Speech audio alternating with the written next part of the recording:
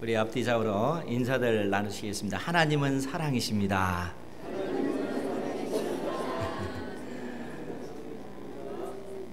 아멘. 하나님은 사랑이십니다.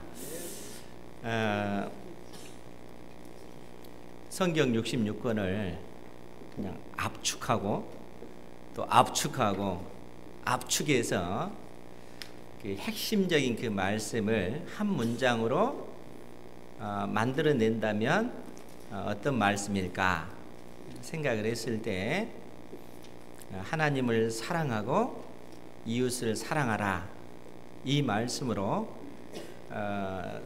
정리할 수 있을 것 같습니다.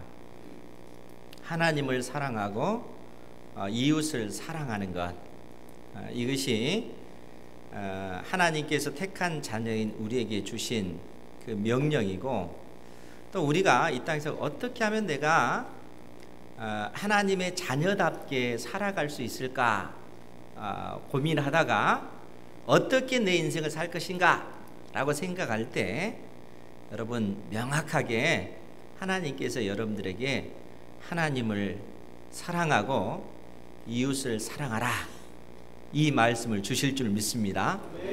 우리가 가지고 있는 이 기독교 신앙 자체가 그 핵심적인 그 말씀이 결국은 하나님 사랑, 이웃 사랑이다 하는 것입니다.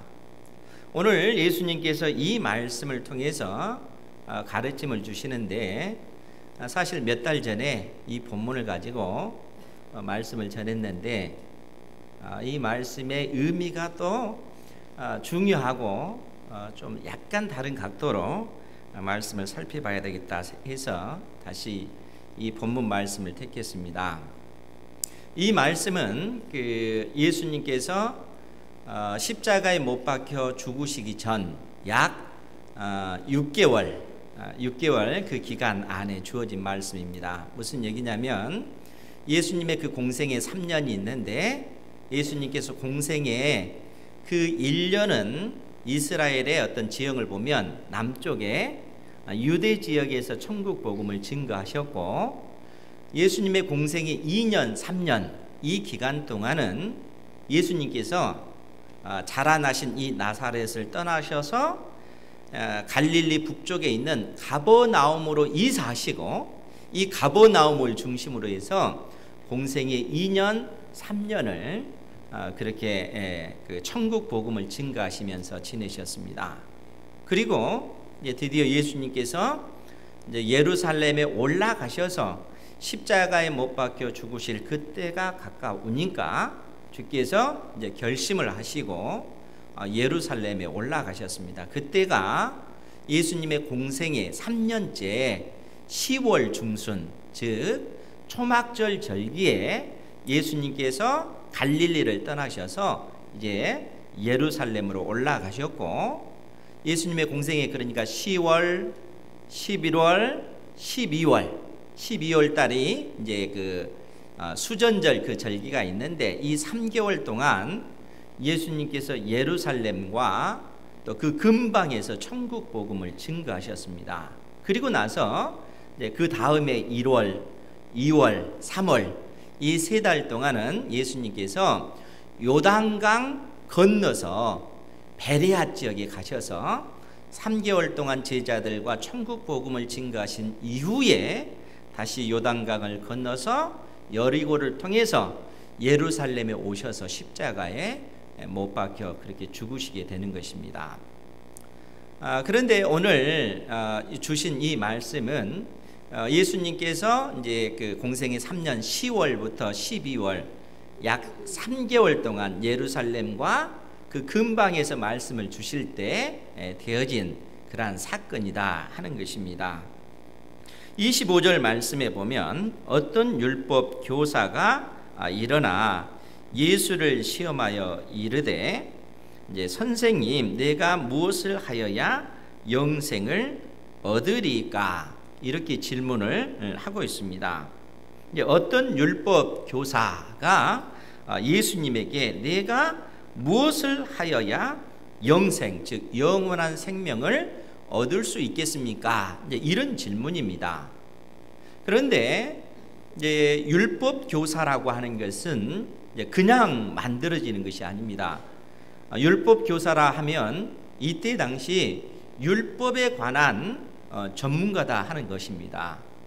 그런데 이제 우리가 생각을 해볼 때 사실 하나님께서 이스라엘 백성들에게 율법을 주실 때가 모세를 통해서 하나님께서 율법을 주셨는데, 여러분 하나님께서 그 율법을 이스라엘 백성들에게 주실 때 그냥 주신 것이 아니고 그때 당시 그 시대의 어떤 문화, 또 시대의 어떤 정신, 어떤 이스라엘이라고 하는 어떤 지역, 시간과 그 공간 속에서 그 율법을 주신 거예요. 무슨 얘기냐면 율법이 그때 당시 모세 당대에 주어졌다 할지라도 시간이 지나가면 사람들의 생각이 바뀌잖아요. 그렇죠? 사람들의 어떤 생각도 바뀌고 생활 습관도 바뀌고 시간이 흘러가면 사람들의 의식 자체가 바뀌어집니다. 그래서 중요한 것이 뭐냐면 율법 선생들이 그 율법이 가지고 있는 그 의미가 무엇인가, 시대가 바뀌고 문화가 바뀌어지면 거기에 적절하게 그 율법을 해석하고 그 시대에 적용하는 그러한 일들을 했는데, 그 일을 누가 하냐면 율법 교사들이 하는 겁니다. 그렇기 때문에 율법 교사는 율법에 대해서 능통해야 되는 겁니다. 그리고 이 율법 교사로 만들어지기까지 그 과정을 보면 아무나 그 율법 교사가 되는 것이 아니고 대부분 레위 지파에서 이 율법 선생들이 그 아버지를 이어서 대를 이어서 세습을 해가면서 그 율법을 배우게 됩니다. 그러니까 어린 자녀가 어려서부터 율법을 부모로부터, 가정에서 부모로부터 배우고 또 그 배운 그 율법을 나중에 자라서는 전문적인 율법 선생님에게 그 율법을 배우는 겁니다. 그러니까 어려서부터 그 율법을 달달 외우면서 공부하고 배우기 때문에 그 율법에 대해서는 그야말로 능통하죠. 더더구나 보통 이제 서기관 하면 이제 율법 학자잖아요. 이 단계까지 이르려면은 그냥 되는 것이 아니고 나이 40이 넘어야만이 그 율법 교사로서, 서기관으로서 그 지위를 정식으로 인정을 받게 됩니다. 즉 오늘 예수님에게 나와서 선생님, 내가 무엇을 하여야 영생을 얻으리까, 영원한 생명을 얻겠습니까? 이렇게 질문한 이 율법 교사는 율법에 대해서 능통한 사람이라는 거예요. 적어도 이 사람은 이러한 질문을 예수님에게 했지만 자기 스스로 자기는 영원한 생명을 소유했다라고 생각하는 사람입니다. 왜냐하면 하나님의 말씀에 대한 그 지식이 그에게 있고, 또 이때 당시 누가복음 18장에도 그런 내용이, 예수님께서 비유를 들어서 말씀하실 때 무릇 자기를 의롭다고 믿고 다른 사람을 멸시하는 자에게 예수님께서 비유를 들어서 말씀하시는 그 내용들을 보더라도 이때 당시 어떤 율법 선생들은 자기 자신을 의롭다 생각을 합니다. 즉 영원한 생명은 이미 나에게 주어졌다, 이렇게 생각한다는 거예요. 그럼에도 불구하고 이 율법 교사가 예수님에게 선생님, 내가 무엇을 하여야 영원한 생명을 얻을 수 있겠습니까? 라고 하는 이 질문은 예수님을 시험하는 질문이라는 거예요.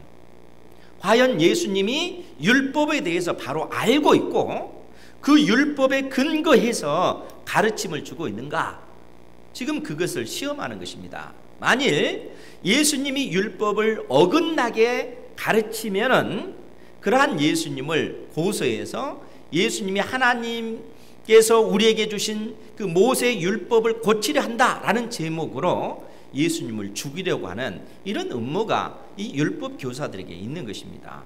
실제적으로 사도행전 그 6장에 보면 그 이스라엘의 종교 지도자들이 스데반 집사를 죽일 때 그 순교당했잖아요. 그 제목이 뭐냐면 하나님의 성전을 헐고 모세가 우리에게 준 이 율법을 고치려 했다라는 제목으로 스데반 집사를 돌로 쳐서 죽입니다. 그러니까 이 율법 교사들은 어떻게 하면 그 예수님을 죽일까 이런 궁리를 하고 있는 이러한 사람들이라는 거예요. 그러니까 자기 스스로도 나는 이미 영원한 생명을 가졌다라고 스스로 생각을 하는 겁니다. 그런 가운데 예수님을 시험하기 위해서 이 질문을 던진 것이죠. 그때 예수님께서 이 율법 말씀하시냐면 율법에 무엇이라 기록되었으며 내가 어떻게 읽느냐. 예수님께서 반문하시는 것이죠. 율법에서 과연 무엇이라 말씀하느냐라고 그렇게 묻는 것입니다. 그때 27절 말씀 우리 같이 한번 볼게요. 시작. 대답하여 이르되 내 마음을 다하며 목숨을 다하며 힘을 다하며 뜻을 다하여 주 너의 하나님을 사랑하고 또한 내 이웃을 내 자신같이 사랑하라 하였나이다. 아멘. 율법 교사가 예수님에게 정확하게 대답을 하는 것이죠. 내 마음을 다하며 목숨을 다하며 힘을 다하며 뜻을 다하여 주 너의 하나님을 사랑하라. 이것이 이제 첫째 되는 계명이다 하는 것이죠. 그러면서 뭐라고 얘기하냐면 또한 내 이웃을 내 자신같이 사랑하라 하였나이다. 그런데 여러분들 여기서 이제 우리가 기억해야 될 것이 뭐냐면 또한이라고 하는 이 단어예요. 또한 그와 같이 그 얘기입니다. 또한 그와 같이 내 이웃을 내 자신같이 사랑하라 하였나이다 그 얘기입니다. 무슨 얘기냐면 우리가 하나님을 어떻게 사랑해야 되는가? 내 마음을 다하며 목숨을 다하며 뜻을 다하며 힘을 다하여 하나님을 사랑해야 된다는 거예요. 그 말은 우리 생명을 걸고 하나님을 사랑해야 된다 하는 것입니다. 왜냐하면 하나님께서도 생명을 걸고 우리를 사랑하셨기 때문에 그렇습니다. 그러니까 택한 자녀인 우리 역시 하나님을 어떻게 사랑해야 되냐?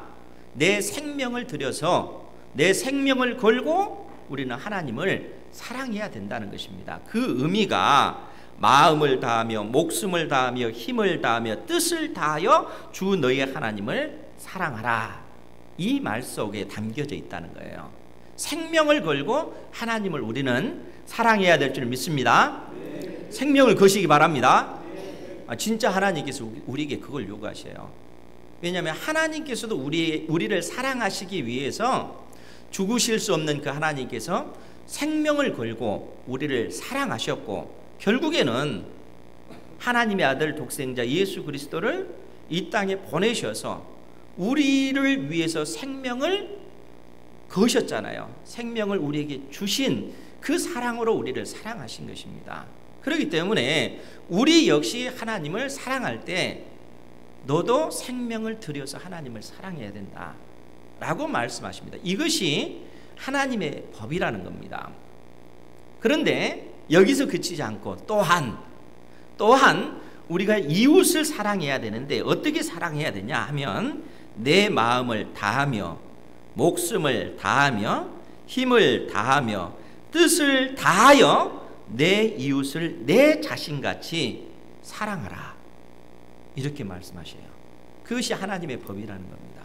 여러분, 우리가 이웃을 사랑하는 것 그냥 단순히 어떤 그 사랑하는 것이 아니라 하나님께서 우리에게 네 생명을 걸고 이웃을 사랑해야 된다. 이것이 하나님의 법이고 생명을 걸고 하나님을 사랑하고 생명을 걸고 이웃을 사랑할 때 너에게 영원한 생명, 영생이 주어진다 라고 주께서 우리에게 말씀하고 있는 것입니다. 그러니까 이 율법 교사에게 지금 예수님께서 결국 그 말씀을 하시는 거예요. 그렇기 때문에 예수님께서 이 율법 교사가 그처럼 대답했을 때 내 대답이 옳도다. 이를 행하라. 그러면 살리라. 그것을 행하면 영원한 생명을 얻게 될 것이다. 영생을 얻게 될 것이다 라고 이야기합니다. 여러분, 하나님을 생명 걸고 사랑하고 이웃을 생명 걸고 사랑할 수 있을까요? 없을까요? 영생을 얻으려면 생명 걸고 그렇게 사랑해야 됩니다. 그것이 하나님의 율법이라는 거예요. 그러니까 예수님께서도 이 율법 교사에게 네가 생명 걸고 하나님을 사랑하고 이웃을 사랑하면 영생을 얻을 것이다, 그렇게 살라 하는 얘기입니다. 그런데 이 말씀을 들은 이 율법 교사가 자기 자신을 옳게 보이려고, 즉 무슨 얘기입니까? 나는 이러한 영생을 소유했다 하는 것이죠. 자기 자신을 옳게 보이려고 뭐라고 얘기를 하냐면, 그러면 내 이웃이 누구니까? 내 이웃이 누구입니까? 이런 질문을 던졌다는 거예요. 여러분들의 이웃은 누굽니까? 이웃이 누군지 알아야 우리가 사랑할 수가 있잖아요. 이웃이 누군지 알아야만이 내 생명을 걸고 사랑할 수 있는 것 아니겠어요? 그런데 이제 우리가 생각하는 이웃이 아니고 성경에서 말하는 그 이웃이 누군가를 생각을 하셔야 됩니다. 여러분, 레위기서 19장 말씀을 찾아볼게요. 레위기서 19장 17절 18절 말씀입니다. 레위기서 19장 17절 18절 말씀 같이 볼게요. 시작. 너는 내 형제를 마음으로 미워하지 말며 내 이웃을 반드시 견책하라. 그러면 내가 그에 대하여 죄를 담당하지 아니하리라. 원수를 갚지 말며 동포를 원망하지 말며 내 이웃 사랑하기를 내 자신과 같이 사랑하라. 나는 여호와이니라. 아멘.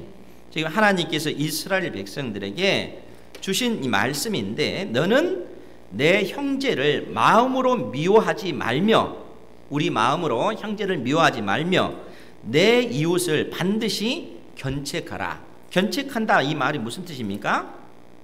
형제가 잘못한 것에 대해서 그 죄를 반드시 지적하고 책망하라, 그 얘기예요.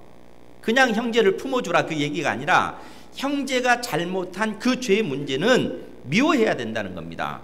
그런데 내 형제를 마음으로 미워하지 말며 내 이웃을 반드시 잘못한 그 죄의 문제를 지적하고 책망하라, 그 얘기예요. 무슨 얘기입니까? 이 형제와 이웃은 같은 개념이에요. 지금 반복해서 쓰고 있는 얘기입니다. 그 말은 형제가 범죄했을 때 그 형제가 범한 이 죄의 문제는 너희가 미워하되 그 형제 자체는 미워해서는 안 된다는 거예요. 그 속에 있는 죄는 미워하되 그 사람 자체는 긍휼히 여기라. 이러한 그런 말씀이라는 거예요. 그러면 내가 그에 대하여 죄를 담당하지 아니하리라. 그러면 네가 범죄하지 않는 것이 된다 하는 거예요. 여러분, 어제 그 인천 지역에서 동성애 그 집회가 있었잖아요. 그래가지고 그것 때문에 이제 기독교 단체와 또 시민들이 막 반대하고 동성애 그 어떤 시가 행진을 하려고 하는 이러한 사람들과 엄청난 그러한 충돌이 있었습니다. 이제 이러한 일들이 갈수록 더 심해지고 있잖아요. 이제 서울에서 시작된 일들이 뭐 인천으로 번지고 이제 다른 도시에서도 아마 이러한 일들이 막 일어날 것입니다. 이런 이제 사회적인 그러한 갈등의 문제가 막 생겨난다는 거예요. 그런데 여러분, 동성애는 성경이 이미 죄라고 규정을 해놨습니다. 동성애는 심각한 죄입니다. 하나님께서 우리에게 주신 그 질서 안에서 우리가 참된 자유를 누리는 것이지, 이 경계선을 무너뜨리고 우리가 참된 자유를 누릴 수는 없습니다. 여러분, 운전할 때 교통 법규가 있잖아요. 법규. 그 법규 안에서 우리가 자유로운 것이지, 이 교통 법규를 무너뜨린 가운데 우리가 자유를 누리게 되면 방종입니다. 그 방종으로 인해서 큰 사고가 나는 것이죠. 하나님께서 주신 이 법의 테두리 안에서 참 자유를 누리는 것입니다. 우리 인생이 가장 행복할 때는 언제냐? 남자와 여자가 사랑해서 결혼해서 가정을 이룰 때 가장 행복한 것입니다. 이것이 하나님께서 내신 법이에요. 그런데 이 법의 테두리를 벗어나게 되면 남자가 남자를 사랑할 수 있는 것 아니냐? 여자가 여자와 사랑할 수 있는 것 아니냐? 가정을 이룰 수 있는 것 아니냐? 이렇게 주장하게 되면 그 사회 자체가 무너지게 되어 있습니다. 그는 우리 인생을 최대한 행복하게 만드는 것이 아니라 인생을 비참하게 만드는 것이에요. 그런데 그러한 것을 막 주장하는 사람들이 막 등장하잖아요. 이러한 문제로 인해서 예수 그리스도를 믿는 사람들과 엄청난 갈등 관계에 있다는 거예요. 이럴 때 어떻게 돼요? 그 사람들이 얼마나 밉습니까? 그렇지 않습니까? 그런데 성경은 뭐라고 했냐면 그들도 너희의 이웃이다 라고 얘기하는 거예요. 그들 속에 있는 죄는 너희들이 책망하고 꾸짖고 미워하고 죄는 증오할지라도 그 사람 자체는 증오해서 안 된다 라고 성경이 우리에게 이야기합니다. 하나님께서 이스라엘 백성들에게 지금 그 말을 해주고 있는 거예요. 그러면서 18절 말씀엔 또 뭐라고 얘기합니까? 레위기 19장 18절 말씀이에요. 원수를 갚지 말며 동포를 원망하지 말며 내 이웃 사랑하기를 내 자신과 같이 사랑하라. 이런 사랑을 할 수 있겠어요? 여러분, 동성애하는 그러한 사람들이 또 심지어 나를 대적하는 원수인 그 사람을 내가 품을 수 있겠어요? 이게 쉽지 않은 문제잖아요. 집안 안에서도 우리의 그 자녀, 어린 자녀들이 부모의 말에 불순종하면 그 자녀가 얼마나 밉습니까? 그렇지 않습니까? 이런 마음이 든데 심지어 나와 전혀 혈연 관계가 아닌 그러한 사람이 나를 비방하고 나를 대적하는 원수의 위치에 있다는 거예요. 그러한 사람을 나는 어떻게 해요? 똑같이 그렇게 대적하는 것이 우리 인간의 기본적인 마음 아닙니까? 그런데 하나님께서는 원수 갚는 그 일을 네가 직접 해서는 안 된다. 오히려 그 원수를 어떻게 하라고요? 네 자신과 같이 사랑해라. 이렇게 얘기하는 거예요. 이것이 이웃 사랑이라는 거예요. 그런데 여기에서만 그치지 않고요. 레위기 19장 33절 이하의 말씀을 보면 거류민이 레위기 19장 33절입니다. 여기서 거류민은 이스라엘 백성들이 아닌 이방 사람들을 이야기합니다. 그러니까 이방인이 너희의 땅에 거류하여 함께 있거든 너희는 그를 학대하지 말고. 그러니까 이방인이니까 이스라엘 땅에 살았을 때 그들이 얼마나 그 약한 존재입니까? 그렇죠? 힘이 없는 존재잖아요. 이스라엘 백성들은 그래도 나름대로 힘이 있고 그들을 언제든지 학대할 수 있고 억압할 수 있는 그런 위치에 있는 사람들입니다. 그럴 때 그 외국인들을 학대하지 말고 너희와 함께 있는 그 거류민 외국인을 너희 중에서 낳은 자같이, 즉 너희들과 똑같은 이스라엘 백성인 것처럼 그렇게 여기며 자기같이 사랑하라. 너희 자신처럼 그들을 사랑하라. 이것이 하나님의 법이다라는 거예요. 그러니까 이웃이 누군가라고 했을 때 우리가 성경을 통해서 보면 그 이웃은 자기의 어떤 그 동족들 뿐만 아니라 이방인들, 그러니까 지구상에 있는 모든 하나님의 형상을 입은 모든 사람이 결국은 이웃이에요. 그런데 그 가운데는 누구가 있어요? 나를 대적하는 원수도 있다는 거예요. 그들까지도 다 사랑해야 된다. 그것이 이웃 사랑이다 라고 지금 성경은 우리에게 말하고 있습니다. 그러니까 하나님을 사랑하고 내 이웃을 내 몸처럼 사랑한다 라고 했을 때는 결국 이러한 의미를 담고 있다는 거예요. 그러면 여러분, 이러한 하나님 사랑과 이웃 사랑을 우리 인생이 할 수 있을까요? 이런 사랑을 할 수 있겠는가 하는 겁니다.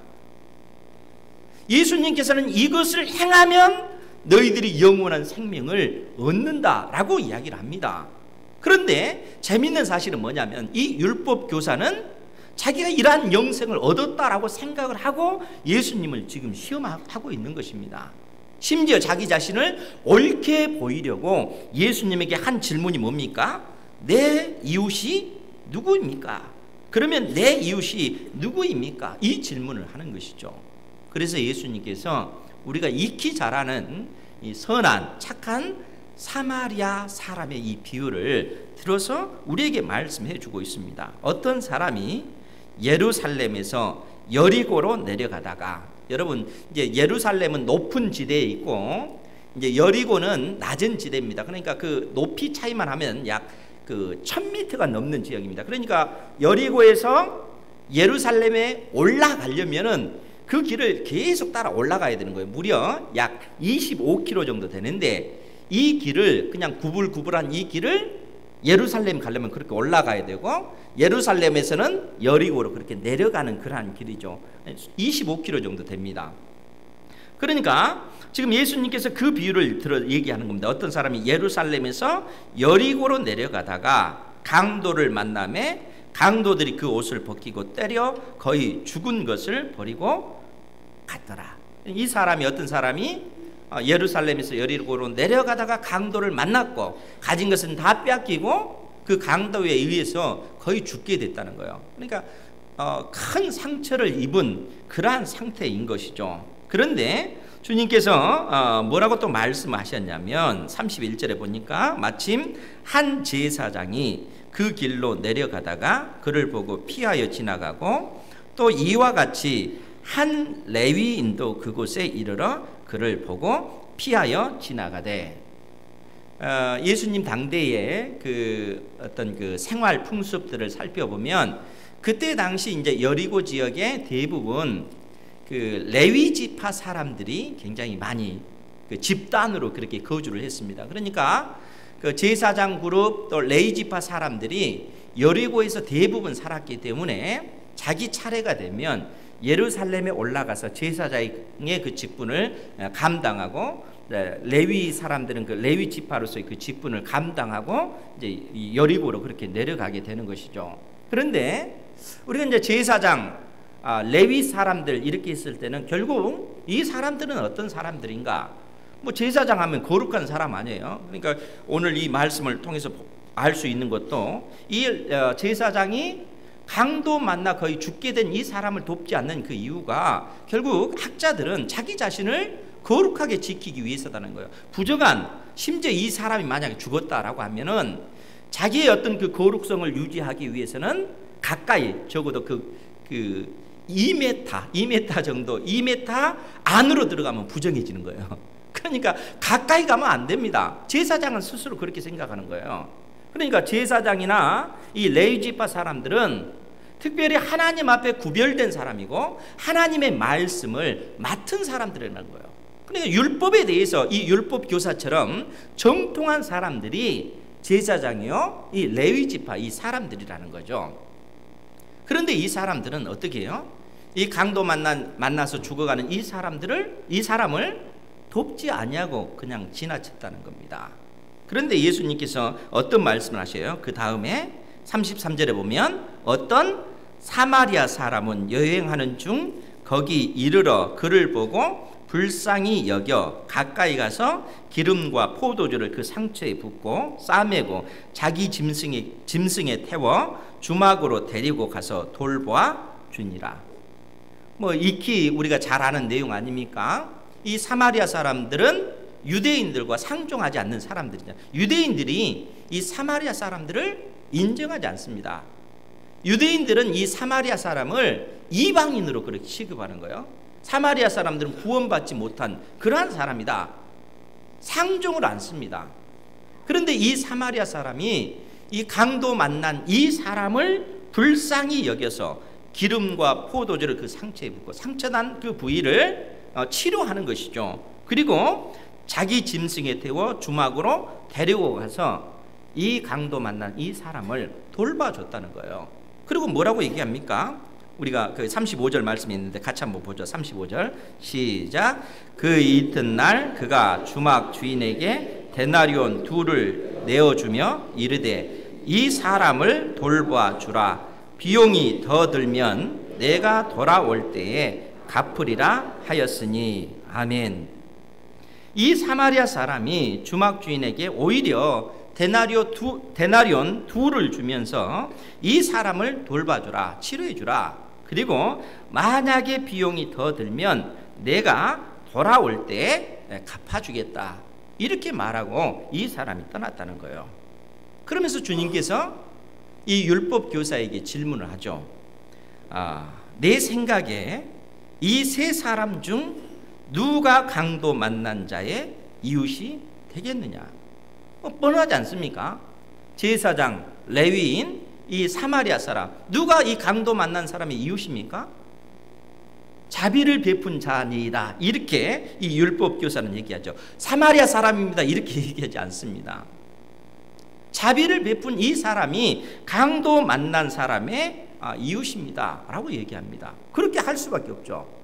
그러면 여러분, 예수님께서 왜 율법 교사에게 이 비유를 들어서 말씀을 하셨을까요? 이 율법 교사가 이 비유를 들었을 때 어떤 생각이 들었겠습니까? 자기 자신이 내가 율법을 잘 지켜서 영생을 얻었구나 이렇게 생각하겠어요? 이 율법 교사에게 진정한 이웃이 누군가? 성경에서 말하는 이웃이 누군가? 여러분, 구약 성경을 통해서도 우리가 분명히 알 수 있는 것이 무엇입니까? 우리의 이웃이 누군가? 라고 했을 때는 단순히 내 동족, 내 주변에 사는 그 사람, 그것이 아니라 자기의 어떤 모든 민족들 뿐만 아니라 이방 사람들까지 다 포함하고 있습니다. 이방인들도 나의 이웃이 된다는 거예요. 심지어 나를 대적하는 원수까지라도 너의 이웃이다 라고 성경이 우리에게 이야기합니다. 그러면 이 율법 교사, 스스로 하나님의 말씀에 대해서 능통하다라고 생각했던 이 사람이 그 율법에 말하는 그 이웃이 누군가 하는 것에 대해서 어떤 생각이 들었겠어요? 이 강도 만난 사람의 그 이웃은 누구냐? 제사장 레위인 아니라는 거예요. 유대인들이 그처럼 멸시하는 이 사마리아 사람, 이 사람이 바로 이 강도 만난 유대인의 이웃이 된다는 거예요. 그가 그처럼 미워하고 멸시했던 이 사람이 오히려 강도 만난 이 사람을 돌보기 위해서 어떻게 합니까? 자기의 시간을 다 쏟아붓잖아요. 자기의 물질을 다 쏟아부어서 그렇게 이 사람을 치료해 주잖아요. 심지어 주막에 데리고 가서 더 많은 돈이 들면 내가 돌아올 때 주겠습니다. 이 사람을 돌봐 주십시오. 이렇게 이야기하지 않습니까? 이런 사랑을 이 율법 교사가 할 수 있겠어요? 할 수 없습니다. 이 율법 교사의 입장에서는 이 사마리아 사람은 하나님의 진노를 받아 멸망당할 그러한 인생이라는 거예요. 스스로 판단했을 때 하나님의 심판을 받을 존재로 이렇게 여기고 있는데 예수님께서는 이 사마리아 사람이 강도 만난 자의 진정한 이웃이다라고 얘기하는 거예요. 여러분, 주님께서 이러한 비유를 통해서 결국 이 율법 교사에게 율법의 참된 의미가 무엇인지를 깨우쳐주고 있는 것입니다. 어둠 속에 있는 그 인생에게 진리의 빛을 비춰주셔서 율법의 참된 의미, 계명의 참된 의미를 밝히 드러내주시는 거예요. 그렇기 때문에 우리가 로마서 7장 9절 10절 말씀에 보면 어떤 내용이 있냐면 바울 사도가 로마서 7장 9절 10절에 보면요, 제가 읽어드릴게요. 전에 율법을 깨닫지 못했을 때에는 내가 살았더니 계명이 이름에 죄는 살아나고 나는 죽었도다. 율법을 깨닫지 못했을 때는 내가 죄인인지 인정하지 못했다는 거예요. 하나님의 말씀의 그 빛이 나의 심령 가운데 비춰지지 않았을 때는 내가 죄인이다 하는 사실을 깨닫지 못했다는 거예요. 마치 이 율법 교사가 스스로 내가 하나님의 율법을 지켜서 하나님을 사랑하고 이웃을 사랑했다, 그리고 이 율법을 내가 지킴으로 영생을 얻었다, 스스로 이렇게 생각하고 있다는 거예요. 율법을 지킬 수 있고 그 지식을 가지고 있으니까 자기 자신은 영생을 얻었다 이렇게 생각을 하는 것입니다. 그런데 바울 사도는 뭐라고 얘기하는 거예요? 전에 율법을 깨닫지 못했을 때는 내가 살았더니, 내가 죄인이라는 사실을 깨닫지 못했더니 계명이 이름에 죄는 살아나고 나는 죽었다. 내가 죄인이다 하는 사실을 그때 비로소 깨닫게 됐다라는 얘기입니다. 그러면서 뭐라고 얘기합니까? 생명에 이르게 할 그 계명이 내게 대하여 도리어 사망에 이르게 하는 것이 되었도다. 하나님을 사랑하고 이웃을 사랑하는 것, 이렇게 사랑하기만 하면 너희들에게 영원한 생명이 주어진다. 생명이 주어져야 할 그 계명이 도리어 어떻게 되는 거예요? 결과적으로 드러난 것이 내가 죽을 수밖에 없는 죄인이구나. 나의 힘과 나의 능력으로 하나님을 사랑할 수 없는 존재고, 내 생명을 걸고 나의 원수를 나는 사랑할 수 없는 존재다. 명확하게 이것이 드러나는 것입니다. 예수님께서는 선한 사마리아인의 이 비유를 통해서 율법 교사에게 이 사실을 깨우쳐 주시는 거예요. 너희가 하나님의 말씀에 대해서 능통하다고? 그 개념이 무슨 의미가 있는가 하는 거예요. 여러분, 하나님을 사랑하고 이웃을 사랑하십시오. 얼마나 말하기 쉽습니까? 이런 말을 가장 많이 하는 사람들이 말씀을 잘 알고 있다는 목사님들이 제일 많이 합니다. 그러지 않습니까? 그런데 여러분, 이 지식이 우리를 살립니까? 여러분, 우리가 그 하나님을 예배한다는 것은 그 지식이 아니에요. 개념이 아닙니다. 많은 지식을 가지고 있는 것이 나를 의롭게 만드는 것이 아닙니다. 우리가 하나님을 예배한다라고 했을 때는 하나님의 말씀에 순종하는 삶이 있는 것이지, 이 삶이 없는 가운데 지식만 가지고 있으면 아무 의미 없습니다. 여러분, 그러니까 목사님들이나 장로님들, 저만 하면 억울하니까 우리 장로님들까지 말씀을 많이 알고 있다면 그것이 우리를 의롭게 만드는 게 아니라는 거예요. 그 말씀을 붙잡고 하나님 앞에 은혜를 구하는 삶을 살아가는 것이 중요합니다. 예수님께서 이 비유를 들어 설명하시고 나서 이 율법사에게 뭐라고 얘기를 합니까? 이 37절에 보면 그 율법사가 자비를 베푼 자니이다 이렇게 얘기하니까 예수께서 이르시되 가서 너도 이와 같이 하라. 너도 이와 같이 하라. 너도 너의 시간을 들여서, 너의 물질을 들여서, 너의 정성을 들여서 너를 미워하는 그 사람을 사랑해라. 할 수 있겠어요? 못합니다. 그러나 이러한 삶을 살아가는 거예요. 그러면 주님께서 이러한 말씀을 통해서 결국 깨우쳐 주시는 것이 나의 힘과 나의 능력으로는 율법을 지킬 수 없는 존재구나. 이 절망을 그 인생이 깨달아 알아야 된다는 거예요. 무릇 자기를 의롭다고 믿고 다른 사람을 멸시하는 사람들은 대부분 누굽니까? 이런 생각을 가지고 있다는 거예요. 자기 스스로 자기를 의롭다고 생각해요. 왜요? 열심히 신앙생활하고 11조를 드리고 금식 기도도 하고 하나님의 말씀에 대해서 많이 알면 그것이 마치 그러지 못한 사람들보다 의로운 존재인 것처럼 그렇게 생각한다는 거예요. 그런 사람들은 대부분 다른 사람들을 멸시하게 되어 있습니다. 그런데 하나님께서는 뭐라고 말씀하셔요? 너 자신, 너의 한계를 보라는 것이죠. 결국 하나님께서 이러한 어떤 진리의 빛을 우리에게 비춰주실 때, 아니 이 율법 교사가 이 말씀을 듣고 그가 절감해야 되는 것이 뭐냐면은 내 힘과 내 능력으로 이웃을 사랑할 수 없는 존재구나. 이 사실을 깨달아 알라는 것이죠. 그것이 실상 우리 인생의 본질적인 문제입니다. 여기서 자유로울 인생은 한 사람도 없어요. 모든 인생이 다 하나님 앞에 범죄했고 이 죄로 인해서 전적으로 무기력한 존재입니다. 우리가 하나님의 말씀을 지켜 행해서 의로울 수 있는 그 길은 없다는 것입니다. 결국 율법이 우리에게 명확하게 보여주는 그 증거는 그거예요. 그러니까 우리 스스로의 힘과 능력으로 하나님 앞에 구원받을 수 없는 존재이니까 이 사실을 깨달은 사람들은 어떻게 됩니까? 하나님 앞에 온전히 엎드릴 수밖에 없습니다. 하나님, 나는 전적으로 무능력한 존재예요. 무기력한 존재예요. 하나님의 은혜가 아니면 살 수 없는 그처럼 연약한 인생입니다. 이것을 고백할 수밖에 없습니다. 여러분, 지난 그 여름 그 무더위, 온도가 조금 올라가니까 어떻게 돼요? 엄청 고통스럽잖아요. 우리 인생이 그처럼 약한 존재입니다. 온도가 조금 올라가니까, 더워지니까 견디지 못하잖아요. 여러분, 바람이 서늘하게 이렇게 불면 얼마나 좋습니까? 근데 태풍이 부니까 어떻게 돼요? 집이 무너지고 사람이 날아가고 사람이 살 수 있겠습니까? 조금 바람이 더 세게 부면 그렇다는 거예요. 그만큼 우리 인생이 연약한 존재입니다. 내가 뛰어나다고요? 내가 탁월하다고요? 능력이 있다고요? 여러분, 우리가 숨쉬고 있는 이 공기를 하나님께서 5분만 딱 걷어가면 어떻게 되겠어요? 다 죽습니다. 그것이 우리 인생의 이러한 연약한 존재라는 거예요. 그러니까 우리 인생이 깨달아 알아야 될 것이 뭐냐 하면 하나님의 은혜가 아니면 내가 살아갈 수 없는 존재라는 거예요. 그처럼 무기력하고 연약한 존재가 우리 인생이라는 것입니다.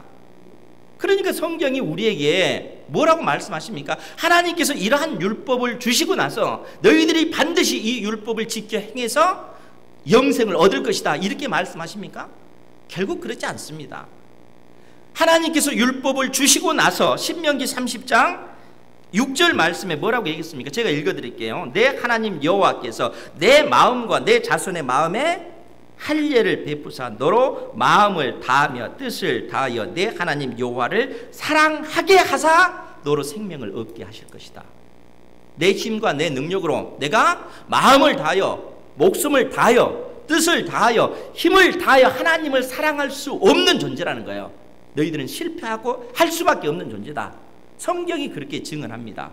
그렇기 때문에 하나님께서 그러한 우리 인생을 불쌍히 여기시고 너희들의 마음에 하나님의 영, 성령을 부으셔서 너희의 그 굳은 마음을 제거하고 부드러운 마음을 갖게 하셔서 진짜로 네 마음을 다하고 목숨을 다하고 뜻을 다하고 힘을 다하여 하나님을 사랑할 수 있는 존재로 하나님께서 만들어 주시겠다, 그렇게 말씀하십니다. 또 마찬가지로 마음을 다하고 목숨을 다하고 뜻을 다하고 힘을 다하여 내 이웃을 사랑할 수 있는 존재로 내가 너를 만들어 주겠다.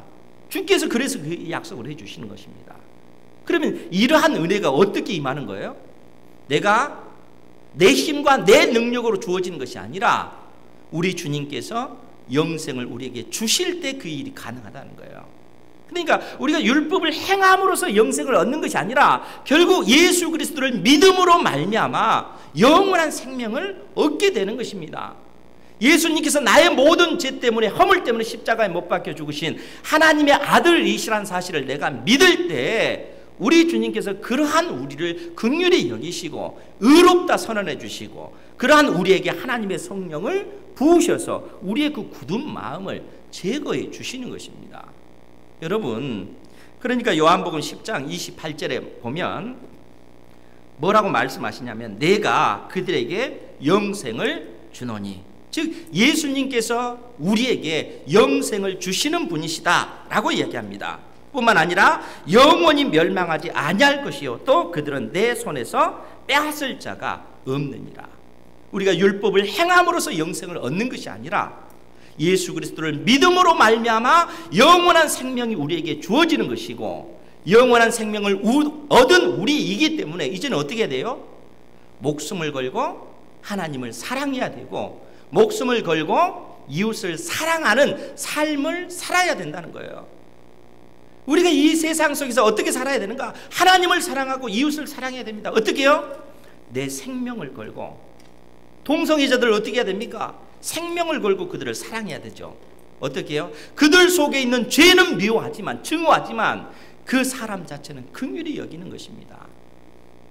하나님께서 우리에게 이웃 사랑을 그렇게 말씀하시는 거예요. 그들의 죄까지 다 사랑하라 그 얘기가 아니고 그들 속에 있는 죄는 명확하게 지적하고 책망하고 미워하지만 그 사람 자체는 긍휼히 여기라. 그것이 하나님 사랑, 이웃 사랑이다 라고 말씀하시는 것입니다.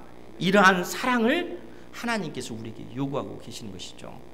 사랑하는 성도 여러분, 하나님께서 여러분들을 하나님의 자녀로 부르셨습니다. 하나님의 자녀이기 때문에 우리 속에 하나님의 성령이 계십니다. 이 진리의 성령께서 끊임없이 말할 수 없는 탄식으로 우리로 하여금 하나님의 자녀답게 너는 살아야 된다 격려하고 계시고 때에 따라 책망하고 계시고 우리가 하나님의 자녀답게 살아갈 수 있도록 말할 수 없는 탄식으로 우리를 위해서 지금도 기도하고 계십니다. 자녀답게 구별된 삶을 사시기 바랍니다. 혹이라도 여러분들 마음속에 형제들 미워하는 마음, 그런 마음들이 있잖아요. 정말 내 힘으로 사랑할 수 없는 그런 가운데 있잖아요. 기도하십시오.